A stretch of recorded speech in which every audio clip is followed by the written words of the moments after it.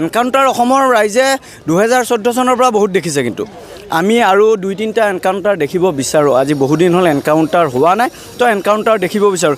কিন্তু তদন্তৰ আওতাত এনকাউণ্টাৰ হওক, যেন এনেকুৱা নহওক যে কুচিয়া ধৰিব যাওঁতে ৰৌ বৰালি পলাব, কুচিয়াক মাৰি দিব আৰু ৰৌ বৰালি সাৰি যাব, এইটোও হ'ব নালাগে। এনকাউণ্টাৰ হ'লে একদম তদন্তৰ শেষ পৰ্যায় ডিপ পৰ্যায়লৈ গুচি যাওক আৰু কি তাৰ পাছতহে ওলাওক কথাবিলাক।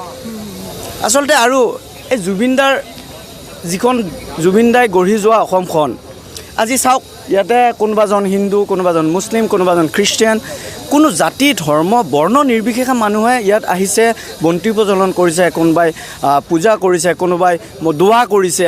আমি বহুদিন ধৰি দেখা পাইছোঁ কোৰাণ পঢ়ি আছে, যিটো বস্তু ইছলাম ধৰ্মত সম্পূৰ্ণ হাৰাম, তাৰপিছতো কৰিছে। তাৰ কাৰণটো কি? মৰম, মানুহৰ আৱেগ অনুভূতি। তো অসমীয়াৰ প্ৰতি যিটো আমাৰ অসমখন আছিলে আগতে, এই অসমখন বৰ্তাই ৰাখিবলৈ সকলোকে অনুৰোধ কৰিছিল। আৰু এতিয়া এচাম নেতা, ভণ্ড নেতাই দেখা পাই আছোঁ আকৌ নতুনকৈ এইখিনিৰ সৃষ্টি কৰিছে। তেওঁলোকে আচলতে কি কৰিব বিচাৰিছে? আৰু এতিয়া আহিছে আকৌ নতুনকৈ বাংলাদেশীৰ প্ৰসংগ। ভেৰি গুড, বাংলাদেশীৰ প্ৰসংগ হৈছে ভাল কথা, কিন্তু আপোনালোকে জানে নে নাজানে গম নাপাব। আমি গম পোৱা তথ্যমতে অসমত 2014 চনৰ পৰা সৰ্বানন্দ সোণোৱালৰ দিনৰ পৰা আজিলৈকে হিমন্ত বিশ্ব শৰ্মাৰ প্ৰথম দিনলৈকে বাংলাদেশী অসমৰ পৰা বহিষ্কাৰ হৈছিল মাত্ৰ 11জন, আৰু হিমন্ত বিশ্ব শৰ্মা ডাঙৰীয়াৰ দিনত হ'ল 6জন। মাতে 17-16জনহে বাংলাদেশী বহিষ্কাৰ হ'ল। কিন্তু যেনেধৰণৰ এটা ডাটা দিয়ে আমি ভয় খাই যাওঁ। তো এনেধৰণৰ ডাটা দিয়াতকৈ তেওঁলোকক খেদি পঠিওৱাৰ পাৰ্মানেণ্ট এটা চলিউশ্যন কিয় নোলায়? বাংলাদেশ আৰু অসম সীমান্তৰ বৰ্ডাৰটো চিল কিয় নকৰে? মানে যদি বাংলাদেশী, যদি মিয়া, মুছলিম, হিন্দু এই প্ৰসংগ নাথাকে, তেতিয়াহ'লে চৰকাৰৰ বেলেগ ক'বলৈও একো নাই মই ভাবোঁ। আৰু যাৰ বাবে এইবিলাক প্ৰসংগ উলিয়াইছে, মই এটাই আহ্বান কৰোঁ অসম চৰকাৰক, যেন তেখেতলোকে দ্বিতীয়বাৰ এনেধৰণৰ কথা কোৱাতকৈ কিবা বেলেগ ধৰণৰ কথা পাতক, স্বাস্থ্যৰ কথা পাতক, শিক্ষাৰ কথা পাতক, কৰকচোন। অৰুণোদয় নালাগে আমাক, ফ্ৰী চাউল, দালি, মিঠাতেল নালাগে আমাক শিক্ষাটো ফ্ৰী কৰি দিয়ক। সম্পূৰ্ণ হেল্থ ছেক্টৰ, চিকিৎসাৰ যিমানখিনি খৰচ হয় সেইটো ফ্ৰী কৰি দিয়ক। তেতিয়াহ'লে 20 বছৰ পাছত অসম ক'ৰবাৰ পৰা ক'ৰবাত থাকিবগৈ। এইবিলাক ধৰণৰ চিন্তা কৰিব লাগে। এতিয়া আমি ক'ত চিন্তা কৰি আছোঁ? মিঠাতেল দিছোঁ, দাইল দিছোঁ, আলু দিছোঁ, আৰু কিবা কিবি দি দিয়ক, আৰু আমি কাম কৰিব নালাগে। অসমীয়া জাতিটো কোঙা হ'ব, এনেকৈ ফ্ৰী খাওঁতে খাওঁতে কোঙা হ'ব বাকী নাই। মই অকল বিজেপিকে কটাক্ষ কৰা নাই, আগতে কংগ্ৰেছেও কৰিছিলে, এতিয়া বিজেপিয়ে কৰি আছে। মানে ঘটনাটো হ'ল এইবিলাকৰ পৰা অকণমান আমি বুজি পাব লাগে, ইছ্যু ড্ৰাইভাৰ্ট কৰাৰ এটা প্ৰক্ৰিয়া, এইবিলাক বেলেগ একো নহয়। এই ইছ্যুখিনি ড্ৰাইভাৰ্ট এইকাৰণে কৰিব লাগে, ইলেকশ্যন সমাগত, এতিয়া জুবিনদাৰ ঘটনাটো অকণমান তল পৰিব লাগে, সেইকাৰণে ইটো সিটোক মানে জোকাই আছে। আমি গম পাওঁ, মন্ত্ৰীসকলৰ কথা গম পাওঁ, তেওঁলোকে একেখন থালতে ভাত খাই বাহিৰত আহি ইটো সিটোক গালি পাৰে। আৰু এইবিলাক সৰু ল'ৰা ছোৱালীৰ কামবিলাক কৰা এৰিব লাগে। আজি ইমান মানুহ আছে, চবে মৰমত মিলি আছে, অসমখন এনেকৈ গঢ় ল'ব দিয়ক, আৰু গঢ়ি আছে, গঢ়ি থাকিব দিয়ক। আমাক আৰু দুভাগ নকৰিব, 3 ভাগ নকৰিব। এই জুবিন গাৰ্গ নামৰ গোটেই সত্তাটোক হত্যা কৰা হ'ল, পূৰ্ব পৰিকল্পিত এক ঘটনা বুলিয়ে আমি গম পাইছোঁ। আৰু যথেষ্ট নিউজ মাধ্যমৰ জৰিয়তে এইবিলাক কথা আমি সকলোৱে অসমৰ ৰাইজে গম পাইছোঁ। এতিয়া ঘটনাটো হ'ল ক্ষিপ্ৰতাৰে যিটো তদন্ত হ'ব লাগিছিল, আচলতে ক'ৰবাত নহয় ক'ৰবাত ৰখি গৈছে ঘটনাটো। আৰু আমাৰ মনত এটা বস্তু আমি বুজি নাপাওঁ, বাৰে বাৰে CID SIT যিটো তদন্ত চলি আছে, তাৰে ভিতৰৰ কথাবিলাক বাহিৰলৈ আহে কেনেকৈ? এইটো এটা মনত প্ৰশ্ন হয়। আৰু বিভিন্ন ধৰণৰ এতিয়া অসমৰ ৰাজনৈতিক ধৰণৰ যিবিলাক দল আছে, গোটেই দল কিয় আমি নোৱাৰোঁনে একেখন মজিয়াত গোটেইকেইজন MLA মন্ত্ৰী থিয় হৈ কেনে জুবিনদাৰ ন্যায় বিচাৰিব? আমি লাগি আছোঁ ক'ত কাৰ কাপোৰ খোল খালে, ক'ত কাৰ মুখা খোল খালে, আমাৰ সেইবিলাক একো জানিব দৰকাৰ নাই। শ্যামকানু মহন্তৰ লগত আমি জানো যে পুলিচকে ধৰি উচ্চ পৰ্যায়ৰ আৰক্ষী বিষয়া হওক, ভাল বিজনেছমেন হওক, বা আমাৰ যিসকল শিল্পী আছে, শিল্পীসকলৰ লগত তেওঁৰ এটা আন্তৰিক সম্পৰ্ক এটা আছিল। যদিও আমি গম পোৱা নাছিলোঁ, ভালে সম্পৰ্ক বজাই চলি আছিল। কিন্তু এতিয়া গম পাইছোঁ যে এই সম্পৰ্কবিলাকক লৈ যদি কোনোবাই জুবিনদাৰ ন্যায়ৰ বাবে মাত মাতে, তেতিয়াহ'লে এখন ফটো উলিয়াই দিয়া হয়। এই যে চক্ৰটো, এই চক্ৰটোৱে আচলতে ইছ্যুটো ডাইভাৰ্ট কৰিব বিচাৰি আছে যেন অনুধাৱন কৰে আমাৰ মনে। আৰু এইবিলাকৰ পৰা আঁতৰি কেনেকৈ নিউজবিলাক এই সংবাদ মাধ্যমে কেনেকৈ পায় বাৰু বাতৰিবিলাক, ভিতৰৰ বাতৰিবিলাক, তাক লৈ একো কথা নাই। আৰু MLA যিবিলাক আছে, MLA হওক বা মন্ত্ৰী হওক, এইসকলে এই ইটোই সিটোক যিটো আমি ক্লাছ 6-7ত জোকোৱা ছিষ্টেমটো, কাৰ ঘৰত কি ৰান্ধিছে, তুমি দুখীয়া তুমি ধনী, এইবিলাক আজিৰ যুগত একদম ভাল নাপায়। তেওঁলোকৰ মুখত বিশেষকৈ শোভা নাপায়। আৰু তেওঁলোক হ'ল জনপ্ৰতিনিধি, তেওঁলোক আমাৰ দৰে সাধাৰণ নহয়। তেওঁলোক আমি উচ্চ পৰ্যায়ত এইবাবে ৰাখিছোঁ যে আমাক প্ৰতিনিধিত্ব কৰিব তেওঁলোকে। যদি তেওঁলোকে প্ৰতিনিধিত্ব কৰিব নোৱাৰে, তেতিয়াহ'লে এই যিখন চকীত বহি আছে, এই চকীখনৰ মৰ্যাদা যদি ধৰি ৰাখিব নাজানে, তেতিয়াহ'লে অব্যাহতি দিব লাগে গোটেইকেইজনে, মই কৈছোঁ। আৰু এই তদন্ত প্ৰক্ৰিয়াত যথেষ্ট গাফিলতি হোৱা অনুভৱ হয়। কাৰোবাক কেতিয়াবা ধৰিছে, কাৰোবাক কেতিয়াবা সুধিছে, আকৌ ঘৰলৈ যাব দিছে। যদি হয় ভালকৈ কৰিব লাগে। ছাপ'জ, কিন্তু মই নফচোঁ, যদিহে পুলিচে যিটো ঠাইত ঘটনা ঘটিছে সেইটো ঠাইৰ মেপ তৈয়াৰ কৰি গোটেই বস্তুটো কোৰ্টক প্ৰমাণ কৰিব নোৱাৰে। বৰ্তমান যিটো তদন্ত চলি আছে, এই তদন্তত জুবিন দাই ন্যায় নাপায়। মই অনেক মানুহৰ লগত কথা পাতিছোঁ, মন্ত্ৰীৰ লগত কথা পাতিছোঁ, অফিচাৰৰ লগত কথা পাতিছোঁ, চবেই কৈ আছে একো নহ'ব। কেলৈ কৈ আছে? কাৰণ আপোনালোকে মনত ৰাখিব, যদি কোনোবা এটা গোচৰ সঁচাকৈ তদন্ত কৰি দোষীক শাস্তি দিবলৈ হয়, ফাৰ্ষ্ট কথা কি কৰিব লাগিব? প্লেচ অফ অকাৰেঞ্চলৈ গৈ তদন্ত কৰিব লাগিব। য'ত ঘটনা ঘটিছে তালৈ যাব লাগিব। নাম্বাৰ 1। অকল প্লেচ অফ অকাৰেঞ্চলৈ গ'লেই নহ'ব, প্লেচ অফ অকাৰেঞ্চলৈ গৈ স্কেচ মেপ আঁকিব লাগিব। স্কেচ মেপ যিকোনো এজন উকিলক আপোনালোকে সোধক যে হত্যাকাণ্ড এটা তেতিয়াই দোষী বাচি যায় যদিহে IOA যদিহে স্কেচ মেপ তৈয়াৰ নকৰে। যিকোনো এজন পুলিচক সোধক, আপোনালোকে IO সোধক, যিকোনো এজন উকিলক সোধক যে হত্যাকাণ্ডৰ মানুহজন কেতিয়া বাচি যাব। ছাপ'জ মই কাৰোবাৰ এজন মানুহক মাৰি দিলোঁ, ছাপ'জ, কিন্তু মই নফচোঁ, যদিহে পুলিচে যিটো ঠাইত ঘটনা ঘটিছে সেইটো ঠাইৰ মেপ তৈয়াৰ কৰি গোটেই বস্তুটো কোৰ্টক প্ৰমাণ কৰিব নোৱাৰে। এতিয়া যদি নেযায়ে আৰু যদি তেওঁলোকক কৈ দিয়ে যে আপোনালোকে আমাক তথ্য দিয়ক, অকল CCTV কেমেৰা ফুটেজটো দিয়ক, তেতিয়াহ'লে ক'ত ফচিব? গতিকে প্ৰথম কথা তালৈ যাব লাগিব। নাম্বাৰ 2, তেওঁলোকে যাবতো লাগিবই, স্কেচ আঁকিব লাগিব। স্কেচ মেপ বুলি কয়, সকলোৱে জানে যে হত্যাকাণ্ডৰ কাৰণে অপৰিহাৰ্যভাৱে কৰিবলগীয়া কামটো হ'ল স্কেচ মেপ অঁকা। স্কেচ মেপ যদি নাৰাখে, তেতিয়াহ'লে তেওঁলোকে বেনিফিট অফ ডাউটত বেনিফিট লাভ কৰি যাব বা অন্যান্য ধৰণৰ বেনিফিট তেওঁলোকে লাভ কৰিব আৰু হত্যাকাণ্ড কৰা মানুহকেইজন বাচি যাব। তৃতীয়তে, অকল সেইটো কৰিলে নহ'ব। এই যে জুবিনদাৰ মৃত্যু হৈছিলে, যিজন মানুহে প্ৰথমতে মৃত্যু ঘটনাত উপস্থিত আছিলে, সেই গোটেইকেইজনৰ ষ্টেটমেণ্ট ল'ব লাগিব। অকল তেওঁলোকে ষ্টেটমেণ্ট ল'লে নহ'ব। তাৰপিছত যিকেইজন মানুহক তেওঁলোকে উঠাই আনিছিলে, পুলিচে ৰেস্কিউ কৰিছিলে, হয় ৰেস্কিউ টিম নহ'লে পুলিচে, তেওঁলোকৰ ষ্টেটমেণ্ট ল'ব লাগিব।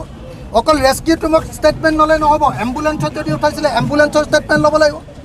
যিখন জাহাজ বা ইয়াটছত উঠাইছিলে, সেই ইয়াটখনৰ কেপ্টেইন আৰু তাৰ কৰ্মচাৰীবিলাকৰ মানে হেৰি ল'ব লাগিব, ষ্টেটমেণ্ট ল'ব লাগিব। তাৰপিছত যি ডাক্তৰে চাইছিলে, ডাক্তৰৰ হেৰি ল'ব লাগিব, যি ডাক্তৰে চাইছিলে তেওঁলোকৰ ল'ব লাগিব।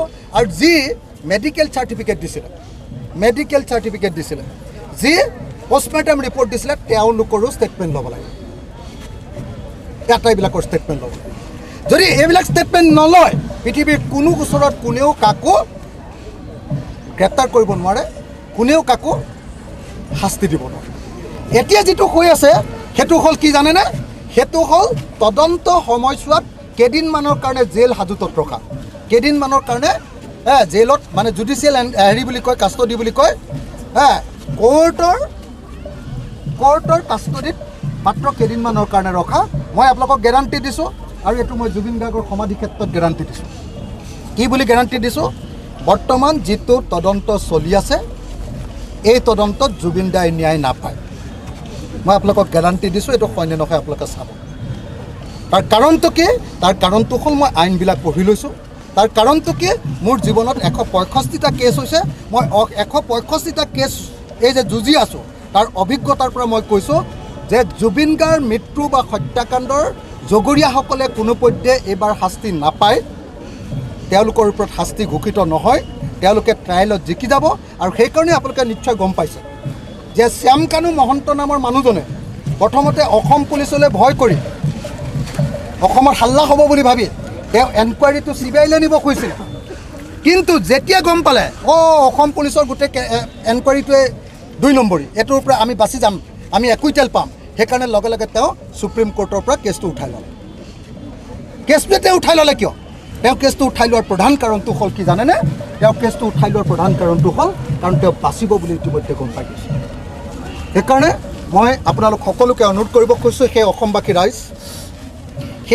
ৰাইজ আপোনালোকক সকলোকে অনুৰোধ কৰিব খুজিছোঁ, জুবিন দাৰ ন্যায় মানে হ'ল দুটা ঘটনা। জুবিন দাক যদি হত্যা কৰিছে তেতিয়াহ'লে হত্যাকাৰীসকলৰ ফাঁচী বা মৃত্যুদণ্ড, আৰু যদি হত্যা কৰা নাই তেওঁক মৃত্যুলৈ ঠেলি দিয়াটো আমি সকলোৱে দেখিছোঁ। গতিকে মৃত্যুলৈ ঠেলি দিয়াৰ কাৰণে যাৱজ্জীৱন কাৰাদণ্ড। আৰু বৰ্তমান চৰকাৰে যিটো তদন্ত কৰি আছে এইটো কোনো পধ্যে দোষীবিলাক শাস্তিৰ সন্মুখীন নহয়, মই এইটো আপোনালোকক গেৰাণ্টি দি কৈছোঁ। সেইকাৰণে আমি বাৰম্বাৰ দাবী জনাই আহিছোঁ যে এই গোচৰ CBIক দিব লাগে। CBIহে ছিংগাপুৰৰ লগত কথা পাতি এই তদন্ত কৰিব পাৰিব, আমাৰ অসম পুলিচে একো কৰিব নোৱাৰে। কিন্তু অসমৰ মুখ্যমন্ত্ৰীয়ে শ্যাম কানুক বচাবৰ কাৰণে, সিদ্ধাৰ্থক বচাবৰ কাৰণে এই কেছ CBIক দিব খোজা নাই, CBIক নিদিয়ে। সেইকাৰণে মই আপোনালোকক অনুৰোধ কৰিবলৈ আহিছোঁ, সেই ৰাইজ সঁচাকৈ যদি আপোনালোকে জুবিন গাৰ্গৰ ন্যায় বিচাৰিছে তেতিয়াহ'লে মাত মাতক, সকলোৱে মাত মাতক যে জুবিন গাৰ্গৰ ন্যায় বিচাৰৰ কাৰণে প্লেচ অফ অকাৰেঞ্চলৈ যাওক পুলিচ। এইটো SIT হওক या CBI হওক, মোৰ মতে CBI দিব লাগে। CBIটো অকল নহয়, CBIক চাই থাকিব লাগে গুৱাহাটী হাইকোৰ্টৰ চিফ জাষ্টিছ বা গুৱাহাটী হাইকোৰ্টৰ এটা টিম অফ জাষ্টিছ, এটা ন্যায়াধীশৰ টিমে, তেওঁলোকৰ তদাৰকীত এই তদন্তটো হ'ব লাগে, যাতে CBIটো 2 নম্বৰী সদায় কেন্দ্ৰীয় চৰকাৰৰ কথা মতে চলে, যাতে CBI গণ্ডগোল কৰিব। আৰু যদি এইটো নকৰে, মই আপোনালোকক ক'লোঁ হিমন্ত বিশ্ব শৰ্মাই শ্যাম কানু মহন্ত আৰু সিদ্ধাৰ্থ শৰ্মাক অকল ইলেকশ্যনৰ দিনালৈকে তাত ৰাখিব জেলত, এইটো হাজতত ৰখা বুলি কয়। ইলেকশ্যনৰ দিনালৈকে ৰাখিব, ইলেকশ্যনৰ দিনাৰ পাছত মুকলি কৰি দিব। যেনেকৈ আপোনালোকে দেখিছে APSC কেলেংকাৰীৰ এইটো কি নাম আছিলে, ৰাকেশ পালটোক যেনেকৈ এৰি দিলে, APSC কেলেংকাৰী কৰা চব মানুহবিলাকে আকৌ চাকৰি ঘূৰাই পালে।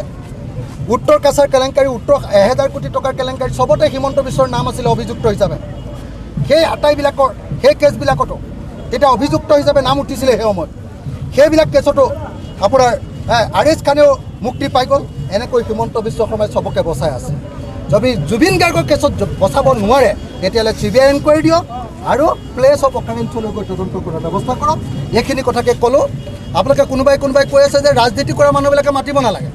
মইতো ৰাজনীতি ফাজনীতি বৰকৈ নকৰোঁৱে। মই এনেই যদিও পাৰ্টিত আছোঁ, এইবিলাক ইমান মোৰ ধান্দা ফান্দা নাই। মই দীৰ্ঘদিন গোটেই জীৱন ধৰি অকল আন্দোলন কৰি আহিছোঁ।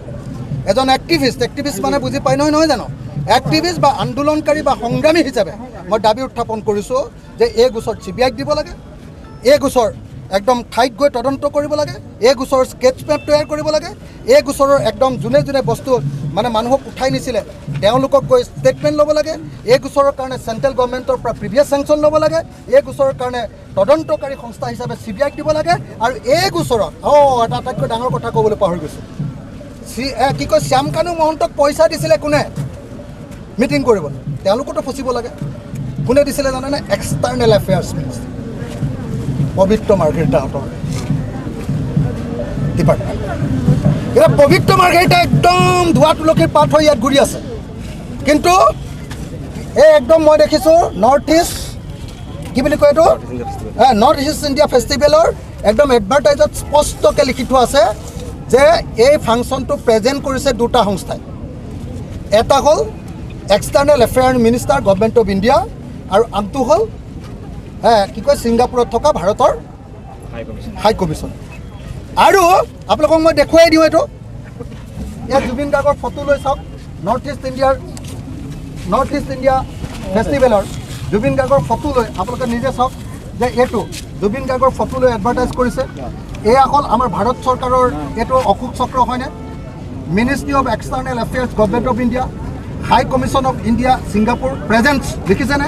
তাৰপাছত এইটো অসম চৰকাৰ চব গভৰ্ণমেণ্ট অফ আছাম, অশোক চক্ৰ গভৰ্ণমেণ্ট অফ মিজোৰাম, আৰু এয়া কোন? এয়া হ'ল জুবিন দা, আৰু এয়া হ'ল north east India festival 2024 19 to 21 September.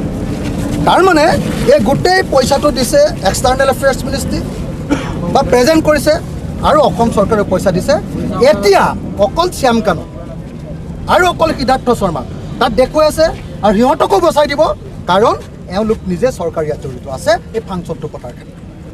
গতিকে মই এইখিনি কথাকে আপোনালোকক এইখিনি কথাকে মই আপোনালোকক ক'লোঁ আৰু মই আপোনালোক সকলোকে অনুৰোধ জনাইছোঁ আহক আমি জুবিনদাৰ ন্যায়ৰ কাৰণে মাত পাতোঁ মই আকৌ ক'লোঁ জুবিনদাৰ ন্যায় মানে হত্যাকাৰীৰ ফাঁচী বা হত্যাকাৰীৰ মৃত্যুদণ্ড আৰু জুবিনদাৰ ন্যায় মানে হ'ল যদি হত্যাকাণ্ড নহয় মৰিবলৈ ঠেলি দিলে তেতিয়াহ'লে তেওঁলোকৰ যাৱজ্জীৱন কাৰাদণ্ড এই দুটাৰ বাহিৰে অন্য কোনো কামৰ দ্বাৰা নহ'ব ধন্যবাদ জয় আই অসম।